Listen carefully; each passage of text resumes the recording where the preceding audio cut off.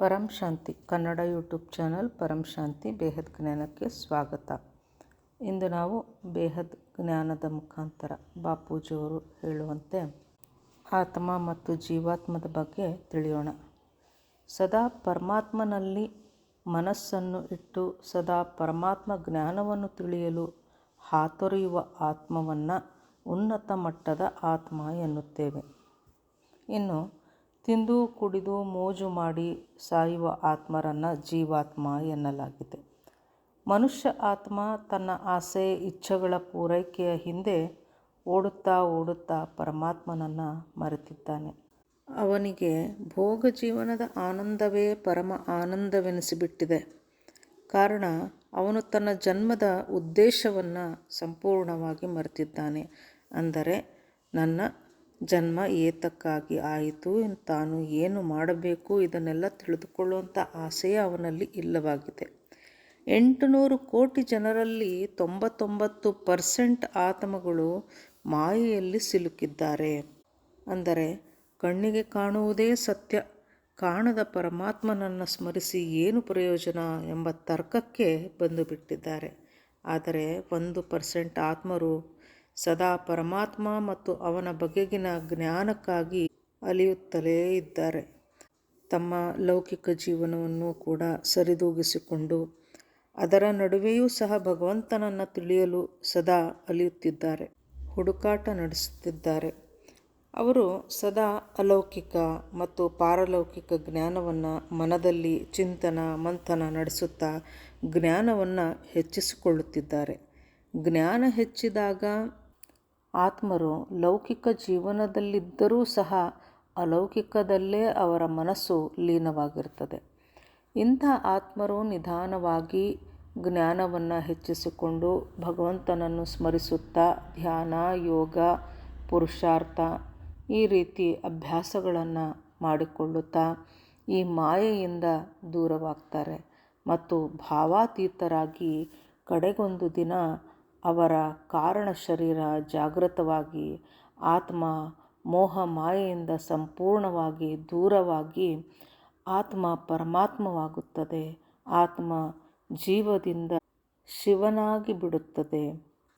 ಅಂದರೆ ಆತ್ಮ ಎಂದರೆ ಯಾವ ಆತ್ಮ ಭಗವಂತನೊಂದಿಗೆ ಸದಾ ಧ್ಯಾನ ಯೋಗದ ಮೂಲಕ ಸಂಪರ್ಕದಲ್ಲಿರುತ್ತದೆಯೋ ಅಂತಹ ಆತ್ಮಕ್ಕೆ ಆತ್ಮಜ್ಞಾನ ಬರುತ್ತದೆ. ಅದರಲ್ಲಿ ಆತ್ಮಶಕ್ತಿಯೂ ಸಹ ಇರುತ್ತದೆ. ಅಂತಹ ಆತ್ಮ ಭಗವಂತನನ್ನು ತಿಳಿದುಕೊಳ್ಳುತ್ತದೆ ಮತ್ತು ಅದಕ್ಕೆ ತನ್ನ ಮನುಷ್ಯ ಜೀವನದ ಉದ್ದೇಶ ಕೂಡ ತಿಳಿದು ಬರುತ್ತದೆ.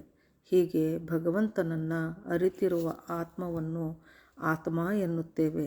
ಮತ್ತು ಯಾವುದು ಭಗವಂತನನ್ನು ಅರಿಯದೆ ಮಾಯೆಯಲ್ಲಿ ಸಿಲುಕಿಕೊಂಡು ಜನ್ಮ ಮರಣದ ಚಕ್ರದಲ್ಲಿ ಸಿಲುಕುತ್ತಿದೆಯೋ ಅದನ್ನು ನಾವು ಜೀವಾತ್ಮ ಎನ್ನುತ್ತೇವೆ. ಈಗಿನ ಮನುಷ್ಯರು ಜೀವಾತ್ಮಗಳಾಗಿದ್ದಾರೆ.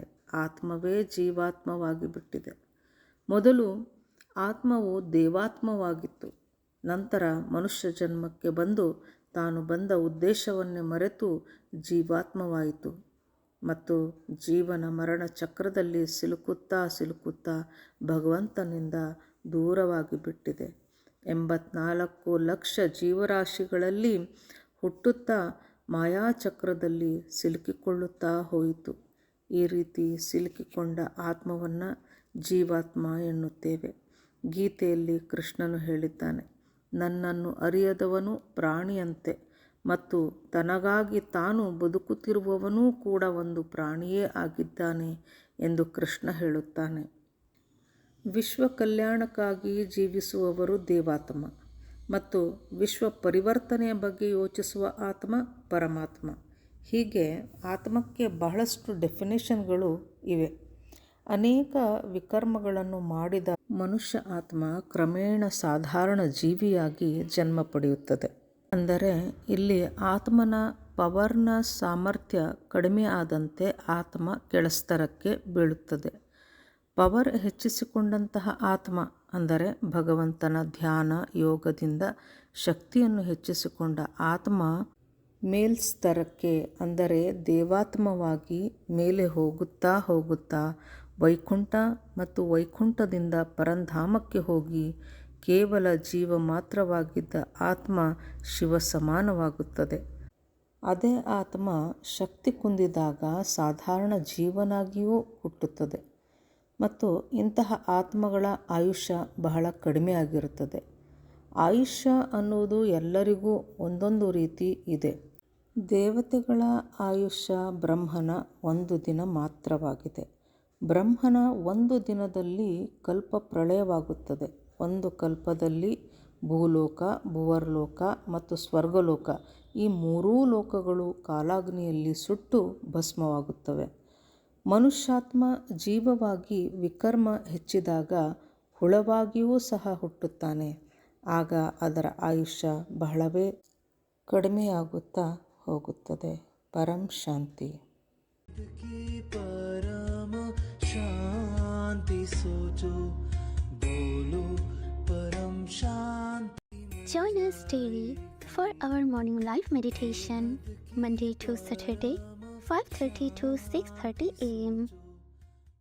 Join us daily for live meditation, 10 p.m. to 11 p.m. on YouTube Live. Subscribe now. Website www.paramshanti.org. Email us anant@paramshanti.org. Like, share, subscribe. Join today.